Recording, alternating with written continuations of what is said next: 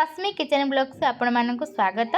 कड़मड़िया एवं क्रिस्पी जणे पारे आज रेसिपी आज मु बनैबी अटारे तैयारी मिनी फ्लावर समोसा। से 1.5 कप मापिर अटा, गोटे चामच नहीं मु लुण और अध चामच जुआणी और कला जीरा तार टेस्ट फ्लेवर भल आने एवं डाइजेशन भल से जुआणी और कला जीरा को एड कर आपड़ चाहिए स्किप करें।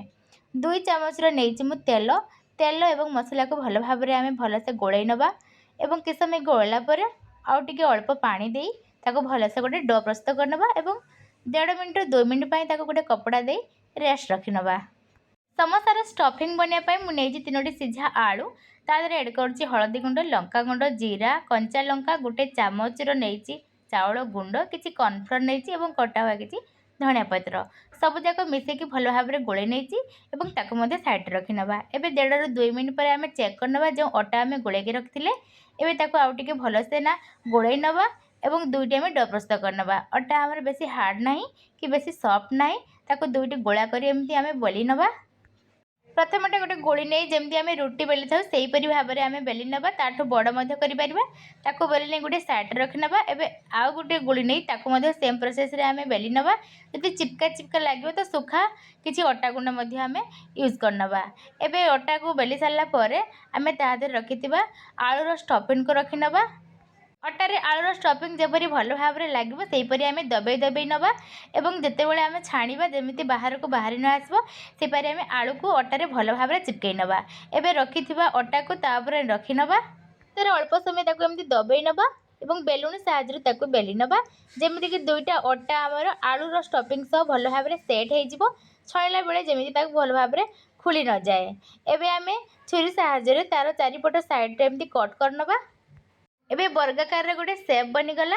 एवं आम गोटे हॉरिजॉन्टल और वर्टिकल रे आम कट करनवा यहीपरि भाव में छोट छोट पीस करनवा। प्रथम गोटे पीस अटा को लेकिन प्रथम तार 2 कोण को एमती फोल्ड कर हाथ में पिंच करदे और अपोजिट कोण 2टी को नहीं हाथ में प्रथम फोल्ड कर एमती पिंच करदे और गोटे फ्लावर सेप केते सुंदर हो गला। या छाणिले आहरी सुंदर लगे यहीपरि भाव में सबुजाक पीस को यहीपरि फुल आकार देकी आम रखिनवा। एबे चलतु सबुजाक पीस आमर बनीगला एवं आम छाणी नवा। कड़े तेल को रखी नहीं चेक करने गोटे छोट खंड आम रखिनवा और चेक करनवा। एवं बबुल से उठी आसलानी तेल आमर बेसी गरम ना कि बेसी ठंडा ना एवं आम रखि छोट छोट समोसा को तादेह एड करनवा। समोसा को तेल रे एड करने समय आम ध्यान देवा आस्ते आस्ते कर तेल रे एड करवा। जेहेतु समोसार धार अंश सब खोला रही तो तेल रे एड कर सारापर आम उपर को तार फोटका लगी पारे। किसी समय पर आम लौटई देवा और गोटे साइड तार भल भाव में तेल रे हो सारापर बारंबार एमती ऊपर तल करनवा जेपरिक भल भाव में समोसा आमर कलर हो जाए और क्रिस्पी बनव। एबे तार कलर चेंज हो गलानी। एबे तेल रे न रखी गोटे स्टिनर साहाଯ୍य आम बाहर करनवा। रेस्ट आमर जो 2-4टा बची जाए छाणी नवा। आवाज रू आपण मैंने जानीपे केते क्रिस्पी आमर बनी देखापी भी केते सुंदर लगुच छोट छोट हो मोर गोटे छोट बड़ 2टा साइज बनी नहीं एवं जो किनारे आमर अटा बची जाइथिला से अटारे मु एई छोट छोट आउ गोटे सेप्र 2टा समोसा बनै नहीं। यही फ्लावर समोसा बनवाई अध घंटे समय लगे खावा तो बहुत टेस्टी आपण मैंने थे बनातु घर को जो मैंने भी आसती तो से निश्चय कर खुआतु। वीडियो भल लगे प्लीज लाइक शेयर सब्सक्राइब कर दियंतु।